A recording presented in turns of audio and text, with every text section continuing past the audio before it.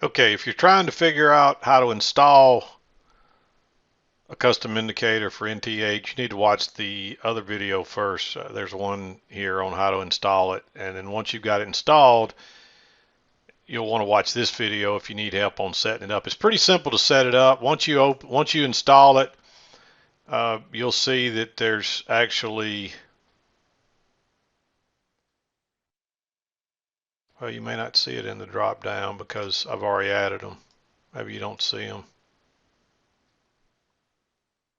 Oh, there it is right there. There's two parts to it. You'll only install one indicator, but it'll give you two parts, and you install and then just uh, double click on part one and add it down here, then double click on part two and add it down here.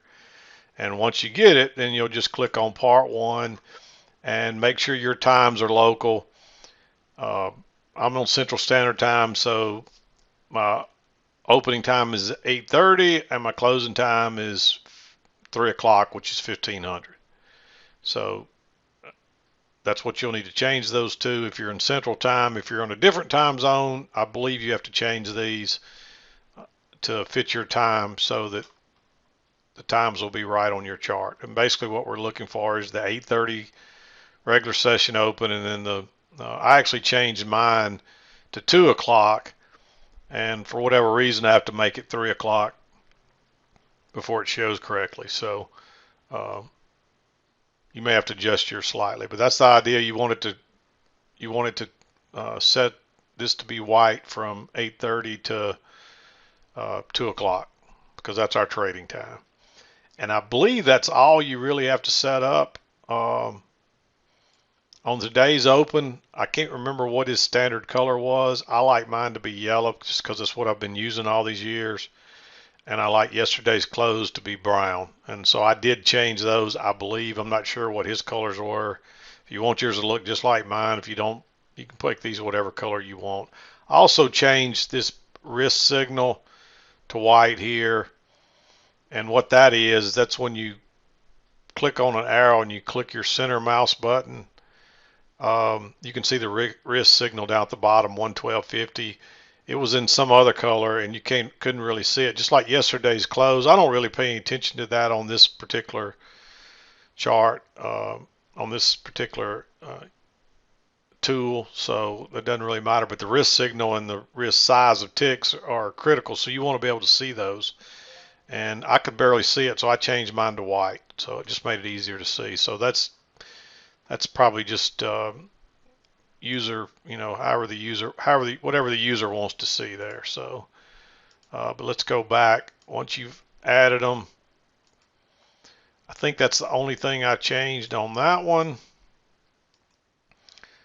And then on the EMA, I don't think I changed anything here. I might have changed the color. I like that to be blue. So and the only reason is because that's what I've been using for 10 years or so. So you get used to seeing something, you want it to look the same.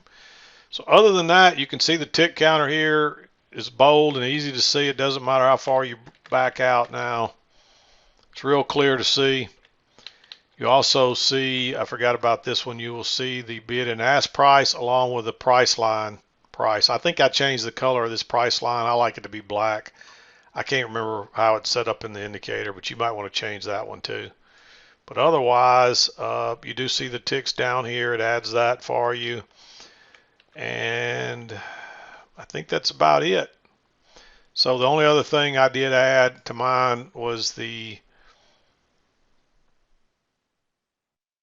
news item, and for whatever reason that's one of those that disappears on you, but it's in here. You can see it right here, so it's there, and that's available for download too. So once you got it on there, again, this just shows you the price opening at 8:30 a.m.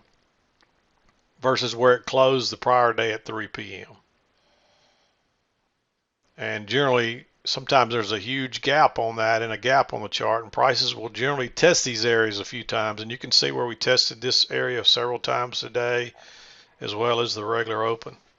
We ended up shooting off today, and market climbed bullishly. So you might be watching this sometime far in the future, but just to give you an example, here's yesterday's. And notice where we came back to test, we pretty much tested. We're coming back to fill that gap from yesterday. This did leave a gap on the chart because that was the high from that day. So when we opened yesterday, we opened way up here, so there was a gap on the regular chart, and a lot of times prices will try to fill that gap. Well, they didn't fill it that day, but guess what? They came back and pretty much filled it today. And that just shows you that's why we follow that, because prices, when they're coming down, you got to assume that's probably their target to try to fill that gap on the chart. So if we close up here today and then open up here, there'll be a gap again.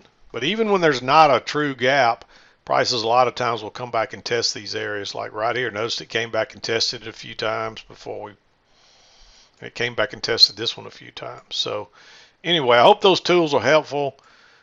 Again, if you need support with these, please don't email me. That's the reason I'm making the video. I've made 2 videos to show you how to install it. I showed you how to use it.